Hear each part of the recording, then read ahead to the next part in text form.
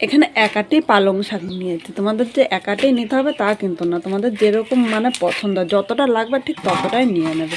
প্রথমে পালং শাকগুলো আমি বেছে নেবো। এই দেখো পালং শাকের আমি শুধু পাতাগুলো নেবো, আর এই পাতাগুলো কিন্তু একদম কচি, তাই এই গুঁড়াটা ফেলে আমি শুধু পালং শাকগুলো এইভাবে একটা একটা করে বেছে নিচ্ছি। আর এইভাবে পালং শাকগুলো বেছে নিলে খুব সহজেই তোমরা কিন্তু করে নিতে পারবে। অনেকে তো অনেক রকমভাবে খেয়েছে, একবার এইভাবে খেয়ে দেখতে পারো, খেতে কিন্তু দুর্দান্ত লাগে। আর এই জায়গায় কিন্তু সব পালং শাক নেব না, এখানে আমি 1 মুঠের মতো পালং শাক নিয়ে নেব, কারণ এই জায়গায় খুব বেশি পালং শাক আমার লাগবে না।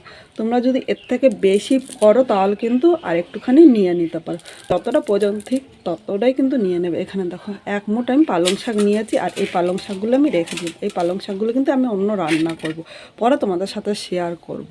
এবার এই পালং শাকগুলো আমি ধুয়ে নিয়ে আসছি, নাহলে দেখো পালং শাকের মধ্যে কিন্তু প্রচণ্ড বালি আর হাতে কিরকির করছে। এইভাবে কিন্তু রান্না করলে পালং শাকটা খাওয়া যাবে না, তাই পরিষ্কার জল দিয়ে 3-4 বার আমি ধুয়ে নিয়ে আসবো। পালং শাকগুলো ধুয়ে নিয়ে এসেছি। এবার এই পালং শাকগুলো এখানে একটা আমি মিক্সচারের বাটি নিয়ে নিলাম। এখন এই পালং শাকগুলো আমি মিক্সচারের মধ্যে নিয়ে নেব। পালং শাক আমি একবারে নিয়ে নিয়েছি। এর সাথে 1 ইঞ্চি আদা আমি এরকম পাতলা পাতলা করে কেটে নিয়েছি। ও 3টে কাঁচা লঙ্কা দিয়ে দিলাম। তোমরা ঝাল যেরকম খাবে সেই হিসাবে দিয়ে, একটু ঝাল হলে কিন্তু এটা খেতে দুর্দান্ত লাগবে।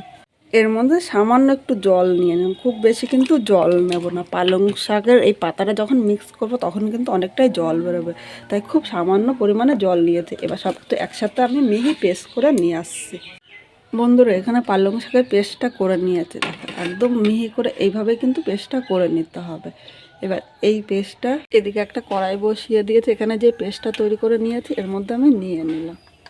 এবার এই পেস্টটা হালকা গরম করে নিতে হবে, কারণ পালং শাকটা কিন্তু কাঁচা করতে গেলে একটু তিত করে ভাব থাকতে পারে, তাই হালকা গরম করে নিলে কিন্তু এর তিত করে ভাবটা আর থাকবে না। এখানে 2 থেকে 3 মিনিট একটু গরম করে নেব, খুব বেশি কিন্তু জাল দিতে হবে না।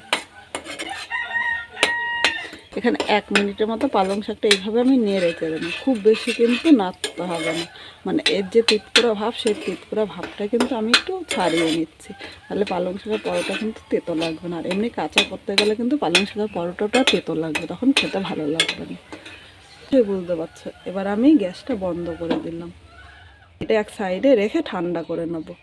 এখানে নামিয়ে নিয়েছি, এবার একটু ঠান্ডা করে নিতে হবে। এবার এটা এক সাইডে আমি রেখে দিলাম। এখানে একটা পাত্র নিয়ে নিলাম, এর মধ্যে আমি আটাটা মেখে নেব। এখানে দেখো আমি এই বাটির মাপে 2 বাটি আটা নিয়ে নিলাম।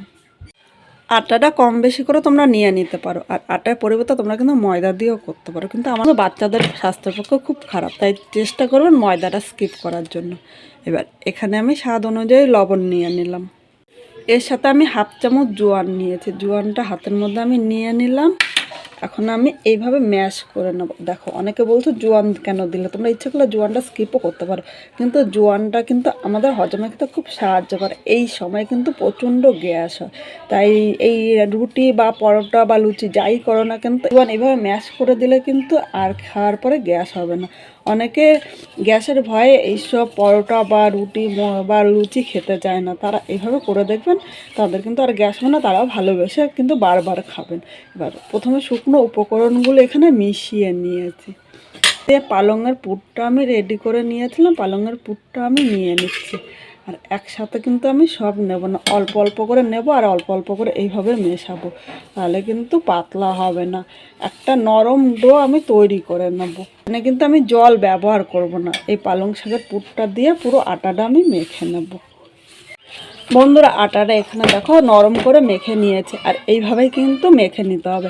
এবার আটার উপর দিয়ে হাতে অল্প সাদা তেল নিয়েছি, তেলটা এইভাবে মেখে আটার উপর দিয়ে মেখে দিলাম, তাহলে এই আটাটা কিন্তু নরম থাকবে।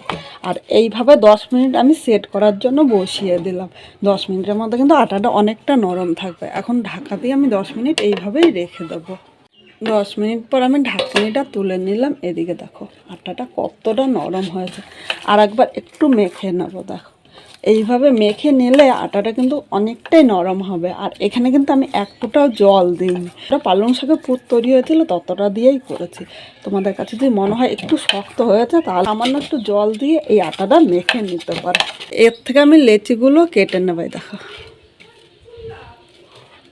খুব বেশি কিন্তু আমি বড় বা খুব বেশি ছোট করে নিই, মাঝারি সাইজ করে নিলাম।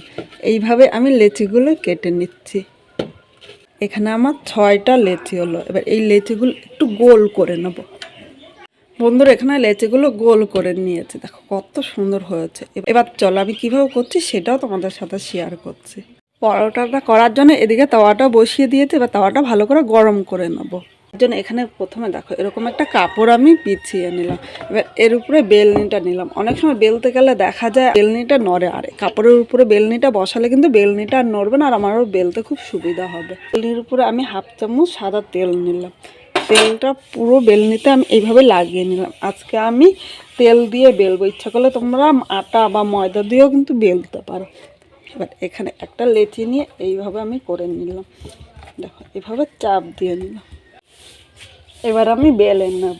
এটা কিন্তু রুটির থেকে অনেকটা পাতলা করতে হবে, যতটা পারবে তোমরা পাতলা করে নেবে। কাগজের মতো আমি পাতলা করে নেব। এইভাবে আস্তে আস্তে বেললে এটা পাতলা হবে, আর পরোটাগুলো কিন্তু খুব সুন্দর করে আমি সেট করতে পারবো। বন্ধুরা এখানে দেখো একদম পাতলা করে বেলে নিয়েছে, এইভাবে কিন্তু বেলে নিতে হবে। এবার এর উপর দিয়ে 1/2 চামচ সাদা তেল নিলাম। তেলটা পুরো পরোটার উপরে এইভাবে আমি লাগিয়ে নিচ্ছি। এবার হাত দিয়ে এইভাবে ডলে নিলাম, তাহলে পুরো পরোটার গায়ে কিন্তু ভালোভাবে লেগে গেল। উপর দিয়ে অল্প আমি আটা ছড়িয়ে দিলাম। এখানে আমি আটা দিচ্ছি, আটার পরিবর্তে তোমরা কিন্তু ময়দাও নিতে পারো। আর এই আটাটা এর উপর দিয়ে এইভাবে আমি লাগিয়ে নিলাম। এবার এর ভাঁজটা কিন্তু তোমাদের অবশ্যই খেয়াল করতে হবে। এই দেখো প্রথমে আমি এরকম করে দিয়ে, এই দেখো এরকম করে কিন্তু ভাঁজটা করে নিতে হবে। এরকম করে ভাঁজটা করে নিলে এর লেয়ারটা কিন্তু খুব সুন্দর আসবে। এই ভাঁজটা তোমরা আস্তে আস্তে করে নেবে। বন্ধুরা দেখো এইভাবেই কিন্তু ভাঁজটা করে নিতে হবে। এবার এটা হালকা হাতে এভাবে আমি চাপ দিয়ে নিলাম, খুব বেশি কিন্তু আমি চাপ দেবো না। এবার দেখো এরকম করে ঘুরিয়ে নেব, মানে নর্মালি আমরা যেরকম লেচি করি সেরকমই কিন্তু করে নিচ্ছি। এবার এই সাইডটা আমি এই নিচটা দিয়ে আটকিয়ে দিলাম। এবার এইভাবে আমি করে নিয়েছি। দেখো খুব জোরে কিন্তু আমি চাপ দেবো না। এই দেখো একটা লেচি আমার তৈরি হয়ে গেল। এইভাবে প্রথমে আমি সবকটা লেচি তৈরি করে নেব। বন্ধুরা এখানে দেখো সবকটা লেচি প্রথমে এইভাবে তৈরি করে নিয়েছি। দেখো এইভাবে তৈরি করে নিলে বেলতেও কিন্তু আমার খুব সুবিধা হবে। তেলের মধ্যে কিন্তু আমি তেল নেবো না। দেখো হালকা হাতে একটু চাপ দিয়ে নিলাম। এবার খুব বেশি কিন্তু পাতলা করব না, খুব বেশি পাতলা করলে কিন্তু লেয়ারগুলো বোঝা যাবে না। একটু মোটা মোটা করে আমি পরোটাগুলো বেলে নেব। এর থেকে বেশি আমি পাতলা করব না, এর থেকে বেশি পাতলা করলে এই লেয়ারগুলো কিন্তু একদম মিশে যাবে। এখানে তাওয়াটা গরম হয়ে গিয়েছে, প্রথমে আমি এমনি ভেজে নেব। প্রথমে কিন্তু আমি তেল দেবো না, কারণ যতটা পারবো কম তেলে তোমাদের সাথে পরোটাগুলো ভাজবো। পরোটাটা দেখো 2 পিঠই হালকা ভেজে নিয়েছি। এবার এর মধ্যে তেল নিলাম। এবার এই 1 চামচ তেলে কিন্তু আমি উপরে নিচে মিশিয়ে দেবো। এর থেকে বেশি তেল দেবো না, খুব অল্প তেলেই কিন্তু এই পরোটাটা ভাজবো। এবার ভালো করে তেলটা আমি 2 পিঠই লাগিয়ে নিলাম। এটা আমি চামচ দিয়ে এইভাবে ভালো করে লাগিয়ে নিলাম। দেখো এইভাবে করলে অল্প তেলেই কিন্তু তোমরা পরোটাগুলো ভাজতে পারবে। এবার এই পরোটা ভাজতে ভাজতে আমি বাকি পরোটাগুলো রেডি করে নেব। বন্ধুরা এই পরোটাটা ভাজা হয়ে গিয়েছে, দেখো এই লেয়ারগুলো কি সুন্দর খুলে গিয়েছে। এবার এই পরোটাটা আমি তুলে নিলাম। বন্ধুরা দেখো পরোটার লেয়ারটা কত সুন্দর এসেছে। এই দেখো তোমরা দেখেই কিন্তু বুঝতে পারছো। এই দেখো লেয়ারগুলো দারুণ এসেছে কিন্তু। এইভাবে তোমরা অবশ্যই একবার কিন্তু ট্রাই করো। একইভাবে এই বাকি পরোটাগুলো আমি ভেজে নেব। বন্ধুরা এখানে সব পরোটাগুলো তৈরি হয়ে গিয়েছে। পরোটা দেখো লেয়ারগুলো কি সুন্দর হয়েছে। তোমাদের আর একবার লেয়ারগুলো দেখিয়ে দিচ্ছি। দেখো একটা লেয়ারের থেকে আরেকটা লেয়ার কিন্তু খুব সহজেই ছেড়ে দিয়েছে। খুব সহজে তোমরাও করে নিতে পারো। আর এইভাবে করে দিলে পরোটাটা খেতেও কিন্তু দুর্দান্ত লাগবে।